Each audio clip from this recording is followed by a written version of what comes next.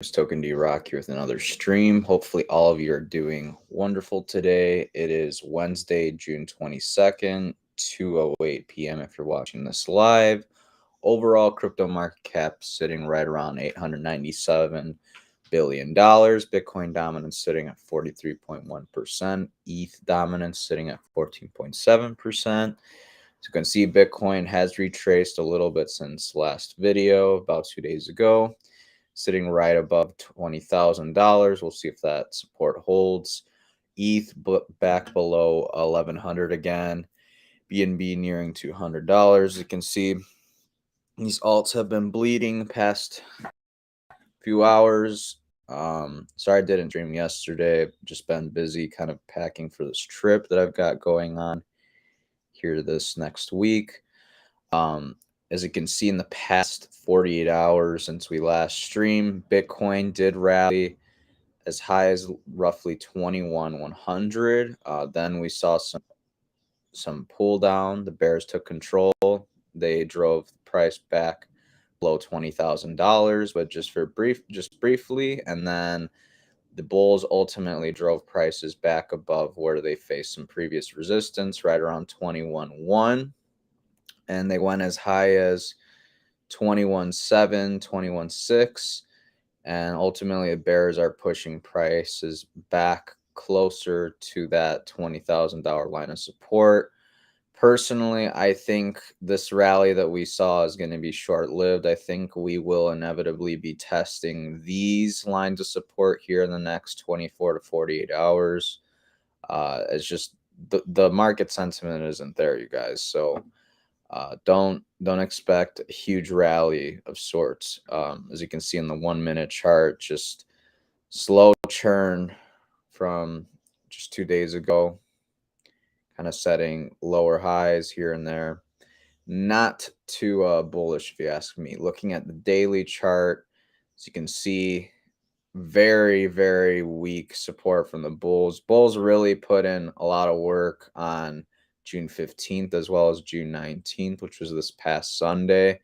But besides that, the bulls have been kind of weak in the sense that they haven't been able to drive Bitcoin back up here near previous support, which is around 22, 23K. There's some resistance again. The way this typically goes, when support is broken, it flips to resistance later on. So just something to think about. Again, the weekly candles don't look too hot either. Looking at another spinning top forming. Could this break up to the upside? I think it's very unlikely. I think we're more likely to see some downside action, but that's just my opinion. What do you guys think down below in the comment section? Let me know. Headed over to Twitter.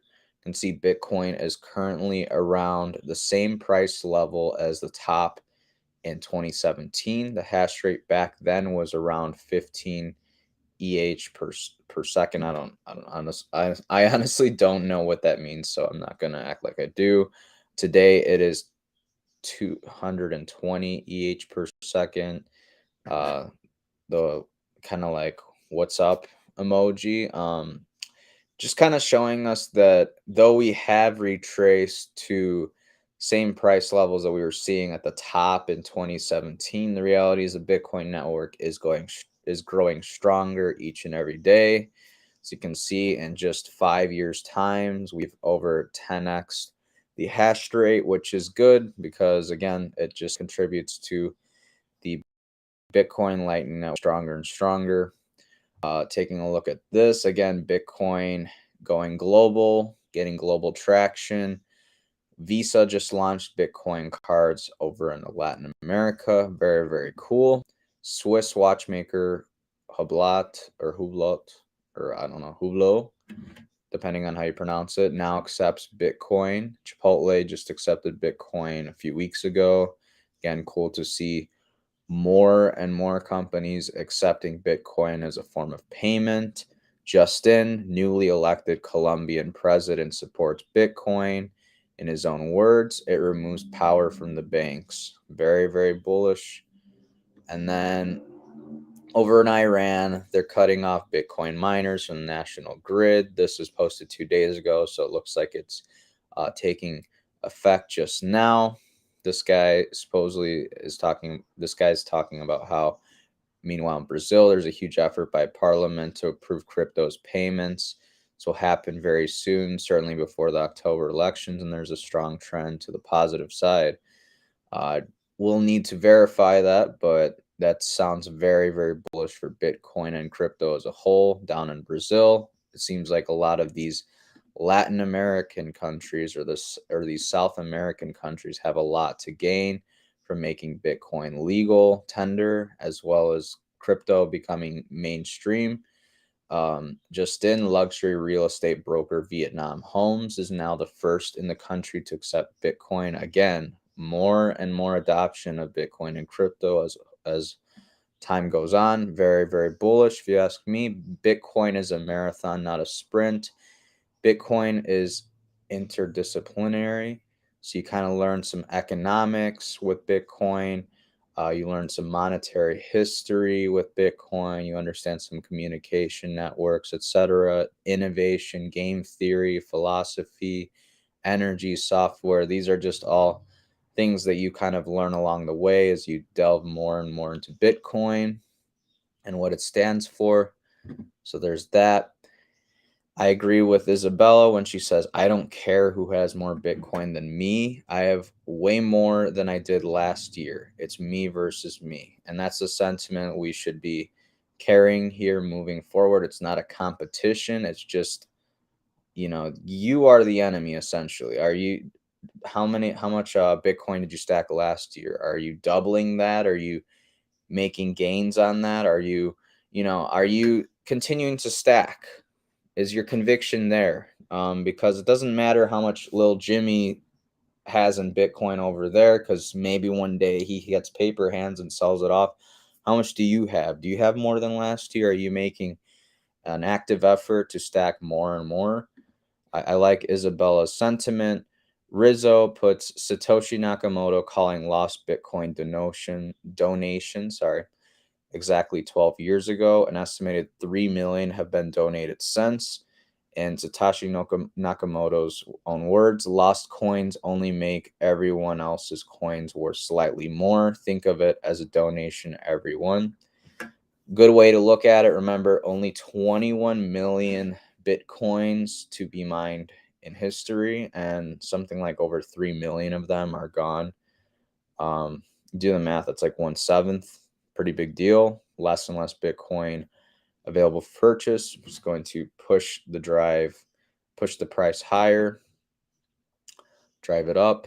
Michael Saylor on Fox News, once you understand what Bitcoin is, you just wait for the rest of the world to understand. I barely understand Bitcoin, but the little bit that I do understand, I try to explain to my friends and peers and my family members. And some of that little bits of it, others, it flies way over their head. Maybe it's just not the time for it. Some people will just take a few years to come around to Bitcoin. Someone never will, but nonetheless, you just have to wait for the world to catch up as long as you understand Bitcoin. Cool. So on the Fountain platform, as long as you listen to podcasts on there, you can now earn Bitcoin by listening to those podcasts. So another way to earn some Satoshis just from doing everyday activities. Very cool stuff. Government works very, very funny in the sense that, your investments, when you lose big time, government's like, your loss, can't help you out. But when you profit, they become communists and they want their share. They're like, it's our profit. Kind of reminds me of that meme with the dog. It's like when the dog has food, the dog's libertarian, but as second as you have food, it's like our food.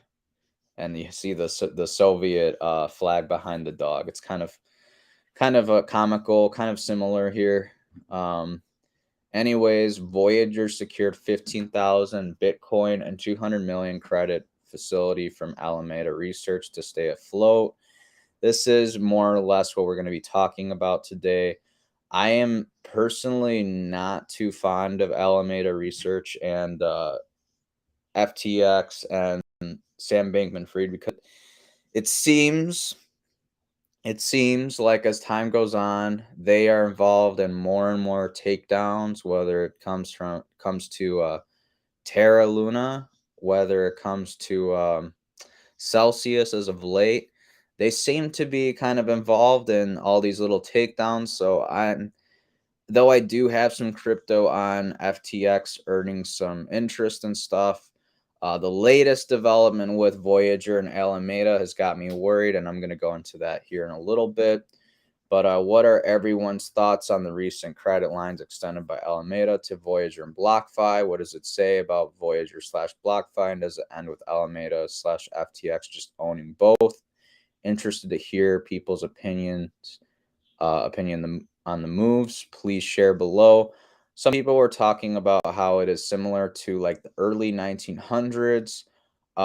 Basically, I believe JP Morgan kind of prevented Wells Fargo from going under in the early 1900s. And some people in Dylan LeClaire's comment section were kind of drawing similarities. Whether that's going to play out very similarly or not, we'll tell, but we do need to talk about this. Voyager Digital secures $200 million in USDC and $15,000 in Bitcoin from Alameda Research to protect customer assets. This is just a few days ago, you guys. The current bearish market situation has led to major cryptocurrencies and related entities to face hard times. The ongoing downtrends caused the crowned crypto asset Bitcoin to break the major support level of 20,000 as it dropped below that recently. This has massively impacted entities like Celsius, crypto lending service provider, and Three Arrows Capital, the crypto hedge fund, etc. Now the team behind Voyager Digital Limited has recently announced that it has secured loans from Alameda Research, led by Sam Bankman-Fried, or SBF, which is $200 million in USDC, 15,000 Bitcoin. Very big stuff. The team at Voyager Digital also highlighted that they have signed non-binding term sheet with Alameda Research in order to secure revolving line of credit, providing Voyager with access to further capital. Given the present volatile crypto market conditions, this term sheet was pursued. According to Steve Elric, Voyager's chief executive officer or CEO, term sheet will safeguard the customer assets. He signified that the actions gave Voyager more flexibility to mitigate current market conditions and enhance the relationship with one of the leaders in the space, and that safeguarding customer assets is always their top priority, and the ongoing prudent risk management along with the strong balance sheet are the two ways that they continue to demonstrate that priority. Furthermore, the term sheet between the two entities also provide for revolving term credit facilities, each having a term that expires on December 31st, 2024, along with an annual interest rate of 5% payable on maturity. The initial credit facility has an aggregate principal amount of $200 million USDC, whereas the second revolving credit facility is for 15,000 Bitcoin. The Voyager team has also asserted that the company has an additional $200 million worth of assets on its balance sheet. At the time of writing, Bitcoin is exchanging hands at 20,534 with a market cap of $391,633,051,227 and is up around 10% in the last 24 hours. Reading a little bit more into this, we have crypto platform Voyager Digital shares plunged 60% after revealing $665 million exposure to embattled hedge fund, which would be Three Arrows Capital in this case, considers issuing default notice. So crypto platform Voyager Digital Ltd, VOYG, down 50%. Shares plunged more than 60% Wednesday after the company said its subsidiary Voyager Digital LLC may issue a notice of default to embattled crypto hedge fund Three Arrows Capital for failure to repay its loan. Voyager's exposure to Three Arrows Capital includes 15,250 Bitcoin, or about $315 million based on the crypto's recent price. and $350 million worth of stablecoin USDC. And the lender said in a statement Wednesday, Bitcoin is trading right around. Okay, we don't need to read that. The debtor has yet to repay any of the debt after the lender initially requested a repayment of $25 million in USDC by June 24th, and later of the entire balance of USDC and Bitcoin by June 27th, just 3 days later, according to Voyager. Voyager said it is in discussions with Three Arrows advisors for legal remedies available. Meanwhile, Voyager Digital said another subsidiary, Voyager Digital Holdings Incorporated, entered into a definitive agreement to raise $200 million cash in USDC revolver and a $15,000 Bitcoin revolver from Alameda Ventures. According to the same statement, proceeds will be used to safeguard customer assets in light of current market volatility only if such use is needed, according to Voyager. As of June 20th, Voyager has about $152 million cash and crypto assets, plus roughly $20 million cash that was restricted for the purchase of USDC, the company said. So, more or less, Alameda Research, SBF, are giving Voyager the money they need to kind of stay afloat, and $200 million in USDC and 15,000 Bitcoin. This is nothing to scoff at, you guys. These are big dollar amounts that are being used to hold um, Voyager and the platform as a whole up. And in my opinion, just my personal opinion, not financial advice, this scares me again because, like we discussed earlier, Alameda Research, along with FTX US and Sam Bankman Fried, have been behind, or at least tied to somewhat, to all the recent takedowns we've seen, whether it was Celsius or Terra Luna, etc., and their stable coin UST.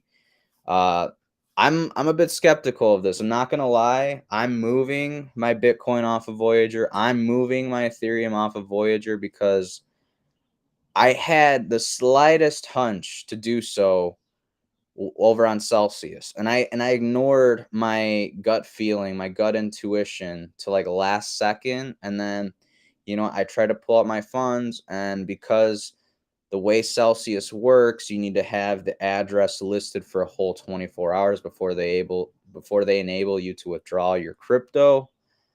I wasn't able to withdraw my funds because I had just put my addresses in that day, and within 8 to 12 hours, Celsius came out the statement, "Oh, we're going to be pausing/freezing all withdrawals and stuff like that." So I don't know. I don't think the same thing's going to happen to Voyager, but in the event that things do get ugly like that again, I do not want my Bitcoin or ETH on there personally. That's just how I feel. I'll still stack Voyager token. I mean, could Voyager bounce back from this? Could they repay that loan, etc., to Alameda Research in, by 2024? It's totally possible, but I don't know, guys. I think we're going to see at least one more shakeout. How low we go, I have no freaking idea, but I think we're going to see one more big shakeout, and I think we're going to see some massive liquidations based on this last shakeout that we're kind of just hoping doesn't happen. But I think it's going to happen here in the next few weeks, next month or two. Who knows? Again, it's anyone's guess, but let me know what you guys think down below. Are you guys keeping all your assets still on Voyage? Or are you moving some around to kind of spread the risk among the different platforms and exchanges you can have your crypto on? Personally, I'm going to move some stuff offline just to keep it safe while things are a bit shaky in the market. When we come back in 2024, 2025, I assume the market will be in a much better condition. And so we can put our crypto back on the exchanges. But that's just my game plan. What's yours? Let me know down below in the comments section. I'd like to hear what you guys have to say. If you guys enjoyed today's video or stream, please like and subscribe. Hit that notification bell to be notified when we go live next. I will be live tomorrow at 10 a.m. Central Standard Time. So be there. I got some links down below, so please check them out. Earn some Bitcoin over on Voyager by depositing $100. get $50 free in Bitcoin after a few weeks of doing that trading with $100. Same ordeal over on FTX US and Binance US, but those platforms you only get $10 in USD to trade with the link. So maybe hop on Voyager, get that $50 free in Bitcoin. Maybe in a month or two, once it's in your wallet, you take it out, put in cold storage. I don't know what your game plan is, but that's possibly what I would consider doing. If I'm a newcomer and I'm a little bit nervous, a little bit worried about what things are going on in the market. So I don't know, just my 2 cents. If you want to stack some free Bitcoin, BlockFi has the Visa Signature Rewards card that allows you to earn up to 3% on everyday purchases for your first 3 months that you own the card. After the first 3 months, goes down to 1.5%. But I'm telling you, those Satoshis are going to count long term, you guys. And every month when you get paid out, you can just pull them out and put it on a cold storage wallet or whatever it may be, a Trezor, whatever you use to hold your crypto. But that's just a thought, just opinion, not financial advice. I hope I see you guys tomorrow, 10 a.m. Central Standard Time. Until then, take care and invest wisely. See you.